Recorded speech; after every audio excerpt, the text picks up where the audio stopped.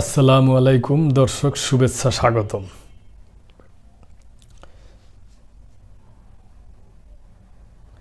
এই বাংলাদেশ এবং ভারতকে নিয়ে একটা সংবাদ, যে বাংলাদেশের জেলেরা ভারতকে আটকা ছিল, আবার ভারতীয় কিছু জেলে বাংলাদেশে আটকা ছিল। তো এদেরকে নিয়ে একটা বন্দি বিনিময় হয়েছে আর কি।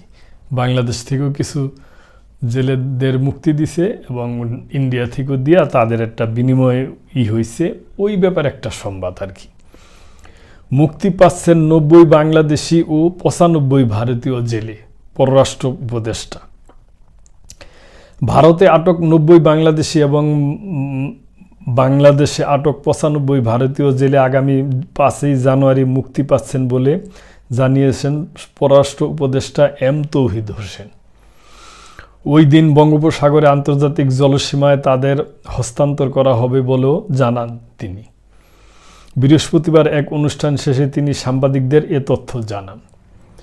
এদিন পররাষ্ট্র মন্ত্রণালয়ের ডিপ্লোম্যাটিক করেসপন্ডেন্ট অ্যাসোসিয়েশন বাংলাদেশ ডিকাবের লাউঞ্জ উদ্বোধন করা হয়। উদ্বোধনী অনুষ্ঠানে যোগ দেন পররাষ্ট্র উপদেষ্টা এম তৌহিদ হোসেন ও পররাষ্ট্র সচিব এম জসিমউদ্দিন। উদ্বোধনী অনুষ্ঠান শেষে উপদেষ্টা সাংবাদিকদের সঙ্গে কথা বলেন পররাষ্ট্র উপদেষ্টা এম তৌহিদ হোসেন। তিনি জানান, ভারতের জলসীমায় আটক 90 বাংলাদেশি জেলে এবং বাংলাদেশে আটক 95 ভারতীয় জেলে মুক্তি পাচ্ছেন।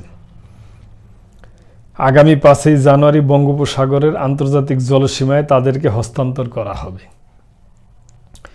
78 বাংলাদেশি নাগরিক নিয়ে এমবি মেঘনা ও এমবি লায়লা নামক দুটি ফিশিং ট্রলার ভারতীয় জলসীমায় ঢুকে পড়ে। 9 ডিসেম্বর তাদের আটক করা হয়। এছাড়া ভারতীয় জলসীমায় একটি ট্রলার ডুবে গেলে আরও 12 বাংলাদেশি জেলে উদ্ধারের পর আটক হন। অন্যদিকে ভারতের 6টি ট্রলার গত সেপ্টেম্বর ও অক্টোবরে বাংলাদেশি জলসীমায় ঢুকে পড়ে।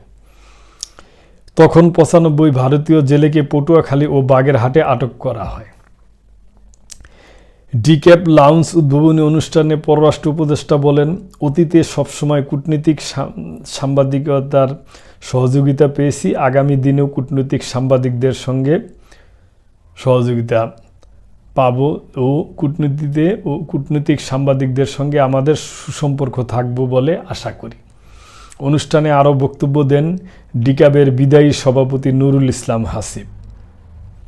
তো দর্শক, আমি মনে করি এইটাও খুব ভালো খবর, যে যাক আমাদের যে জেলেরা ইন্ডিয়ান আছে, আটকা আছে কারাগারে, ওরা মুক্তি পাবে এবং আমাদের বাংলাদেশ থেকেও ইন্ডিয়ান জেলেরা মুক্তি পাবে, বাংলাদেশি জেলেরও মুক্তি পাবে ইন্ডিয়া থেকে। তো তাদের আন্তর্জাতিক জলসীমায় তাদের বিনিময় হইব, এটা খুবই ভালো। এবং আমি আশা করি যে ইন্ডিয়ার সাথে আমাদের একটা সুসম্পর্ক হয়ে হোক, এবং তার কারণ সীমান্ত মানে পার্শ্ববর্তী দেশ, একই বর্ডারের দেশ, আমাদেরও ওনাদের প্রয়োজন এবং এবং ভারতীয়দেরকেও আমাদের প্রয়োজন আছে। তো সুসম্পর্ক হবে এই আশা ব্যক্ত করি এবং এই আশাই রইল দর্শক। তো দর্শক, ভালো থাকবেন, সাবস্ক্রাইব করে চ্যানেলটির পাশেই থাকবেন। আসসালামু আলাইকুম।